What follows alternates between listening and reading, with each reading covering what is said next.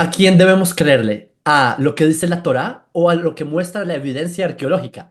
Por ejemplo, la salida de Egipto. ¿Ocurrió o es un cuento que tenemos de nuestros antepasados en la Torá?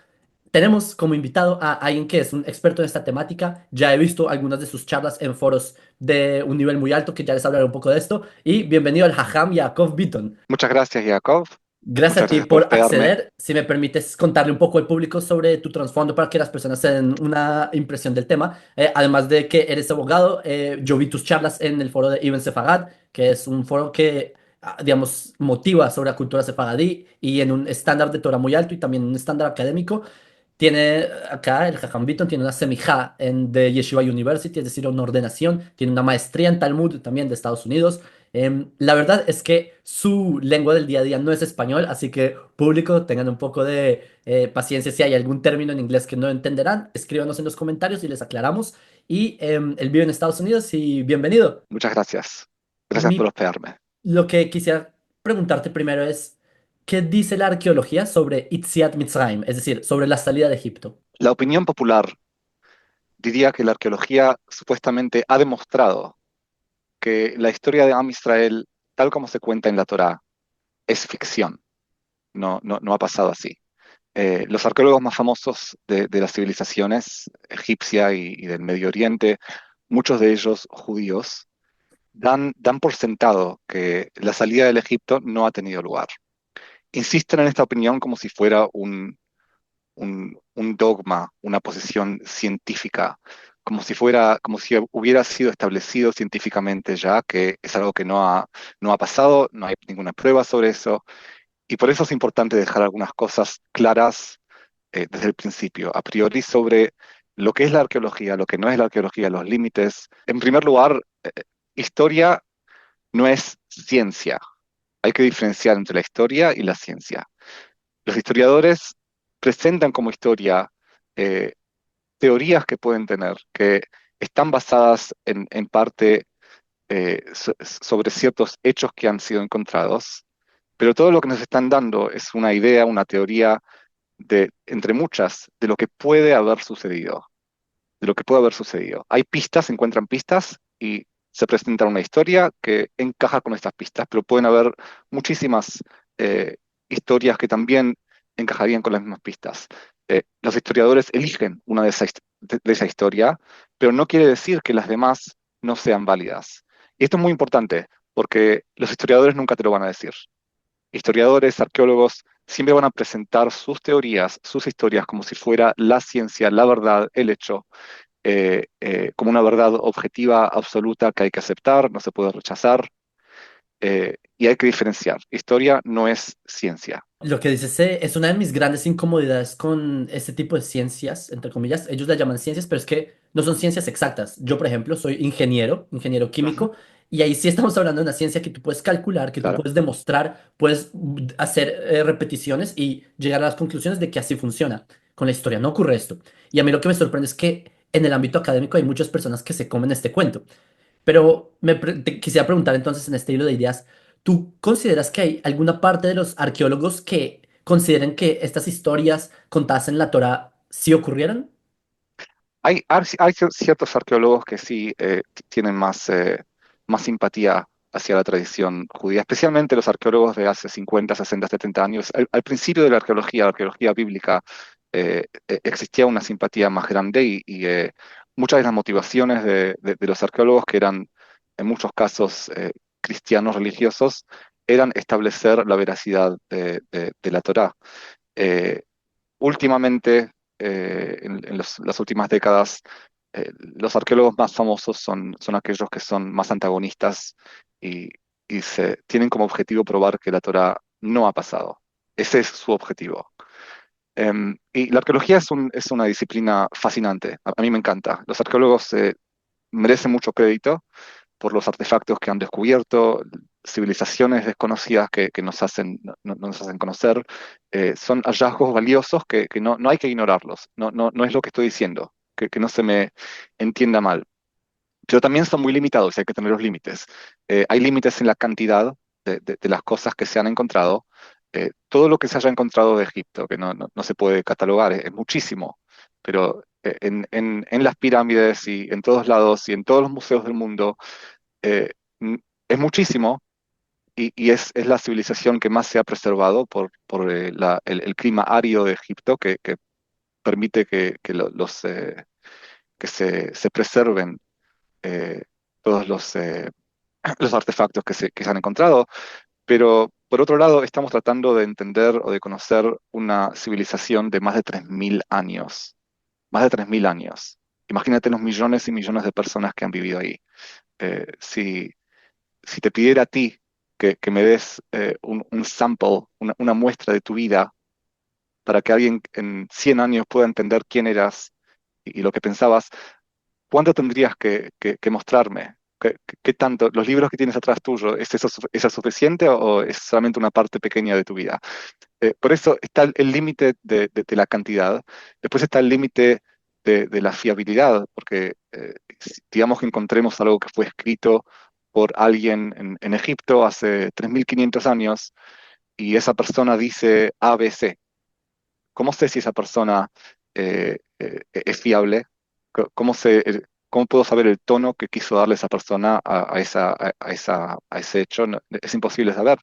Y y finalmente está la interpretación, porque todo lo que se encuentre está el hecho, el objeto, y después está la historia que se cuenta sobre el objeto, viene más de los arqueólogos y los historiadores que del objeto en sí. Entonces, hay muchos límites que los arqueólogos normalmente no te los van a presentar. Me parece digamos, un desarrollo muy bueno porque, digamos, para que el público entienda, estamos hablando de un periodo de miles de años y tratar de tomar con una pieza, hacer toda una narrativa, como tratar de buscar continuidad. Y es verdad que hay más de una pieza, eso es verdad. Pero como el ejemplo que tú diste, cómo puedes, en verdad, dar la interpretación, y aquí es donde entra lo que tú dices, de la agenda que tenga el arqueólogo. Si el arqueólogo tiene un cierto enfoque, te va a presentar cierta narrativa y en verdad sí ocurre eso. Para los que están familiarizados con artículos académicos, de una sola pieza hay 20 opiniones de qué es y cómo se representa y cómo encaja con otras. Entonces, yo quisiera preguntarte entonces, alguien, digamos, una persona, un judío ortodoxo o una persona, un Ben Noach, un Noágida, ¿cómo debería sentirse o cómo debería reaccionar cuando hay historiadores o arqueólogos que afirman que lo que el desarrollo del Tanaj, de la Torá, es falso? ¿Cómo deberíamos reaccionar ante esto entonces? Sí, es una pregunta muy importante. Déjame empezar ilustrándote el problema con dos ejemplos y mostrándote cómo uno debería sentirse, cómo uno debería reaccionar hacia una acusación así. Suponte que un teórico biológico de evolución, un darwinista, eh, propone que el abuelo de un pollo común es un tipo de dinosaurio carnívoro, como dice en Jurassic Park. Esto también es una forma de un hecho histórico que te lo presentaría como si fuera ciencia, aunque en realidad es una interpretación entre muchas de lo que se ha encontrado como hechos. Pero insiste en eso. Em, el valor de la teoría también va a depender de quién lo está avanzando. Entonces, si la revista que te muestra ese artículo es una revista muy prestigiosa, va a tener más valor y al contrario también. Em, eh, el problema que esta teoría no tiene es que el pollo en sí no tiene por qué ofenderse eh, que digan que su abuelo es un dinosaurio. Pero cambiemos un poco el ejemplo. Imagínate que este teórico viene sin ninguna invitación a una comunidad y les dice en la comunidad con un aire de autoridad que a pesar de lo que puedan creer acerca de las historias y tradiciones de sus familias, todos ellos provienen en realidad de relaciones incestuosas entre chimpancés y cerdos, y que hay evidencia arqueológica que respalda esta tesis. Así, el sujeto de la teoría, en este ejemplo, sí debería ofenderse. ¿Qué diferencia hay? La diferencia es lo siguiente. La tesis que está proponiéndose no se ofrece en un vacío, en un vacuum, pero es como una alternativa a la memoria de esta comunidad. Y esa es la diferencia entre una tradición viva y una civilización muerta. Las teorías que puedas tener sobre Egipto, Egipto es una civilización muerta, no hay nadie que se ofenda. Nadie ha hablado egipcio en casi 2.000 años, no hay memoria, pero tratar a la historia de Am Israel, la historia hebrea del pueblo judío como historia egipcia, es ofensivo. ¿Por qué? porque presupone que no hay nadie que recuerde o que sea un testigo confiable de lo que realmente ha pasado, y estamos nosotros. Por eso estoy de acuerdo contigo que cuando los arqueólogos tratan de negarnos nuestra historia, sea cual sea la teoría, nuestra primera reacción tiene que ser una reacción de estar ofendidos. Nosotros sabemos lo que nos pasó, tenemos memoria, lo recordamos año tras año y no necesitamos pruebas, así como no necesito el ADN, la prueba de ADN para saber que mi papá es mi papá o mi abuelo es mi abuelo. Men, al público que quizás no está muy familiarizado con el judaísmo, nosotros los judíos somos, no sé cómo se dice en español, chutzpah, que es que nosotros desafiamos mucho, incluso a nuestros maestros. En el judaísmo, cuando un rabino dice una afirmación, nosotros cuestionamos. No es como en las dictaduras, por ejemplo, académicas, donde un profesor dice algo y es casi que, y en los que hayan estado en un ambiente universitario saben que hay incluso un riesgo de retar al profesor porque eso puede costarle a uno nota, etcétera. Por eso es que como que todo lo que tú dices encaja mucho con el pensamiento judío, que incluso si un académico lo dice, no hay que comer entero. Es decir, yo en el aspecto que acabas de desarrollar, a mí no me da mucho miedo las afirmaciones de los académicos justamente por eso, por todo lo que has desarrollado, de que es que es mucho más complejo que mostrar que hay un papiro en una zona donde 3.000 años.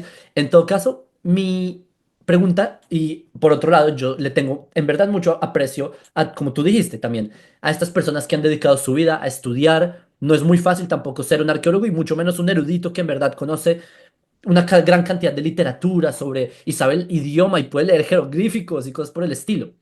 Aún así, a pesar de todo este respeto que le podamos tener a estas grandes mentes, mi pregunta es, dime qué, o sea, nosotros cómo deberíamos ver nuestra versión de estos acontecimientos si en todo caso ellos nos dicen esa versión, es decir, debemos negar, debemos, como que es una línea muy delgada, ¿me hago entender?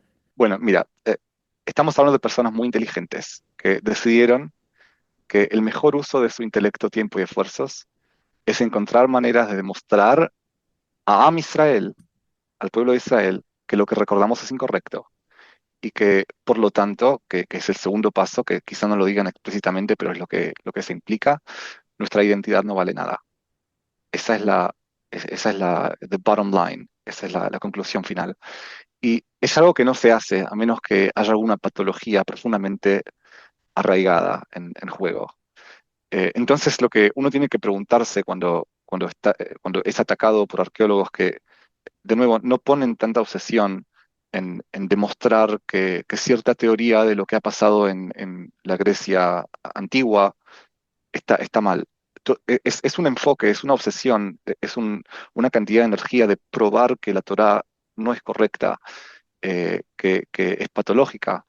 Em, y uno tiene que preguntarse con un sombrero de psicólogo, más que con un sombrero de científico, ¿por qué? ¿Qué te molesta tanto? ¿Por qué estás tan empecinado en probar eso? ¿Están realmente tan seguros de sus hallazgos? ¿Están siendo honestos cuando presentan algo como ciencia o tienen alguna agenda? Em, Quizá están más interesados en las implicaciones de la teoría que lo que están proponiendo. Entonces, antes de usar nuestro propio tiempo y gastar nuestras energías en refutarlos, entendamos eso, entendamos que estamos siendo atacados por gente con una agenda, por gente con ciertos biases que realmente quieren eh, negarnos nuestro derecho a recordar, nuestro derecho a tener nuestra propia memoria. Ahora, ya yendo al final, digamos que sí hay hechos, hay cosas que se han encontrado, están las pirámides, están las momias, están los monumentos, hay muchas cosas de arqueología que hay que tener en cuenta. Eh, Voy a darte otro ejemplo, que hay otro mashal. Digamos que eh, para desayuno tú comiste panqueques, ¿ok? Comiste panqueques de desayuno y tú lo sabes, esto tú lo recuerdas. Y sin que nadie lo invite, viene tu vecino y dice, Jacob, yo creo que no has comido panqueques y te lo voy a probar. Y sin que lo invites, sin que le des permiso, va a tu basura, empieza a fijarse, dice, ah, mira, no encontré cáscaras de huevo. Quiere decir que no has comido panqueques. Y está probado, es científico, es un hecho científico ahora que no has comido panqueques. es exactamente lo mismo, porque tú recuerdas, tú tienes tu propio recuerdo y tú sabes lo que ha pasado y te fías en tu propia memoria. Tú no necesitas ver la prueba de las cáscaras de panqueques. Ahora, digamos que existe ese hecho. Existe el hecho que en tu tacho de basura no hay cáscaras de huevo. ¿Cómo reconcilias eso con tu memoria de haber comido panqueques? Esa es la pregunta que tenemos que responder también con Yetziat Mitzrayim, con la salida de Egipto. Eh, Mira, hay muchísimas teorías. Puedes decir, ¿sabes por qué? Porque justamente este es un tacho de basura nuevo. El anterior tenía las cáscaras de panqueques. Puede ser. O puede ser que las echaste a otro lado. También puede ser. Hay muchísimas teorías. Lo mismo con Egipto. Puedes tener en cuenta los hechos arqueólogos, puedes tener en cuenta los artefactos que se han encontrado y em, tratar de reconciliar, tratar de encontrar cierta armonía entre nuestra memoria y lo que se encuentra en los hallazgos arqueológicos. Y es muy posible. De nuevo, la arqueología es muy limitada, te da pistas y existen miles y miles de teorías que podrían ser compatibles con las pistas que existen. Eh, lo mismo con Itziar Mitzrayim. Sí, de hecho, el ejemplo que tú dices no es nada descabellado. Hay académicos muy prestigiosos que esa es justamente su argumentación. Por ejemplo, y él habla español, él fue el procurador de los rollos del Mar Muerto en el Museo de Israel, el profesor Reutemann. Él en su libro escribe que el etos de la salida de Egipto es tan grande que no es posible que no haya ocurrido. Ahora, él en su visión académica, él dice que tan grande es este núcleo de verdad. Eso es lo que él se cuestiona, pero él no se cuestiona el hecho de que haya pasado. Entonces, hay muchos enfoques, se lo digo a todas las personas que quizás de miedo a afrontarse a leer un libro como por ejemplo el de Israel Finkelstein de hace 15 años, que a propósito, el Israel Finkel y cualquiera que esté, yo en este momento estoy haciendo una Con maestría hacia el Ben Silverman, Gurion, donde sí. están grandes académicos de este Ujú. campo. El Israel Finkelstein que escribió La Biblia desenterrada hace 15 años no es el mismo Israel Finkelstein de hoy. Él mismo cambió sus posturas en década y media. Es decir, para que esto es impresionante, pero noviembre de hace 3 años yo escuché a Israel Finkelstein diciendo, debemos creer en la salida de Egipto. O sea, dio toda una charla de por qué no, de lo que se ha descubierto, las actualizaciones, y dijo al final, los judíos debemos creer en la salida de Egipto como si hubiera pasado y debemos recordarlo cada año. Eso me volvió la cabeza, es decir, estas cosas no son blanco y negro. Entonces lo digo para el público y esa sería mi última pregunta para cerrar, Jajam Yaakov. Si, ¿qué enfoque le recomendarías tú a personas que buscan mantenerse fiel a la tradición nacional, en el caso de los judíos, o las personas que quieren mantenerse fieles a Hashem, a lo que dice la Torá, pero por otro lado, también tomar en cuenta los hallazgos arqueológicos? Tenemos que fiarnos en nuestra memoria. Existe la memoria personal y existe la memoria nacional también. Cada nación tiene su memoria, tiene sus recuerdos, cosas que recuerdan y que preservan generación tras generación. Eh, lo que ha hecho Am Israel día tras día, con cada mitzvah que hacemos, con cada conmemoración, cada fiesta que tenemos, es de Litziat Mitzrayim, es para recordar la salida de Egipto. Eso es nuestra memoria, esa es lo que debemos recordar. Perdón, otra cosa más antes que me olvide. Em, no todos los detalles los detalles más pequeños sobre el cuento de la salida de Egipto y todo esto son partes esenciales de nuestra memoria. Por ejemplo, ¿en qué año fue la salida de Egipto? Eso es algo en lo cual Am Israel, el pueblo judío, no tiene una memoria muy clara.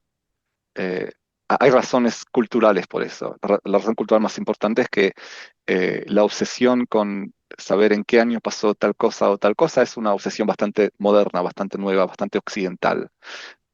Si te fijas en el Tanaj, en la Biblia, nunca se habla de años absolutos, siempre son años relativos. El año tal y tal del rey tal y tal. Porque a nadie nunca le importaba eso. La primera vez que se, la primera vez en la historia en la cual a la humanidad le importó una cuenta absoluta del tiempo fue con Alexander the Great, Alejandro Magno, que empezó después de su vida, que se empezó el calendario griego, que contaba de forma absoluta, sin tener en cuenta en qué civilización estábamos hablando, siempre la misma cuenta, siempre los mismos años. Pero hasta entonces las cuentas siempre fueron bastante relativas. La cuenta que tenemos de Briata Olam, desde que se creó el mundo, desde que se creó Adama Rishon, que hoy serían 5.785 años, eh, es una cuenta bastante nueva. Es del tiempo de los Geonim. Antes de eso no se contaban años de esa manera. Entonces, eso es un ejemplo de un detalle que no es parte de nuestra memoria. Pero las cosas que sí son parte de nuestra memoria, por ejemplo, que salimos de Egipto, que estuvimos en Har Sinai, que recibimos la Torá, esos son cosas que hemos preservado y debemos fiarnos de nuestra memoria primeramente. Los hechos arqueológicos son, de mi punto de vista, más un tema de curiosidad, como se dice en hebreo, parperaot la jochma. Son accesorios, son detalles, son adornos que uno se le puede agregar sobre la memoria. Y si tenemos que defendernos, está bien, lo tomaremos más en cuenta, pero de vuelta al ejemplo de qué comiste de qué desayunaste, tú comiste panqueques y lo sabes. Encuentres o no encuentres las cáscaras de huevo después, es secundario y no te recomendaría gastar todo tu tiempo tratando de encontrar esas cáscaras de huevo. Entiendo, interesante. De hecho, sí, incluso este conteo de los Geonim, incluso hay libros como Seder Olam que tienen una diferenciación, que, bueno, en fin, pero quisiera yo cerrar con este mensaje que a mí me parece, yo tengo un artículo de este tema sobre que tú dices, no hay nadie que preserve la memoria de los egipcios, solo Israel preservamos la memoria de Israel, pero yo tengo un argumento opuesto, que si una persona quiere palpar al egipcio, que se acerque al judío, porque los judíos Ujú. somos aquellos que conservamos como en una cápsula de tiempo en nosotros. Es que vean, tocar un shofar, ponerse tefilín, esto, señores, esto no es de ayer. Estas son cosas en verdad milenarias. Y muchas gracias, Jaume Jacob, por haber estado. Les enviamos un fuerte saludo y gracias por haber escuchado. Un placer, muchas gracias por tenerme. Shabbat tov. Chau,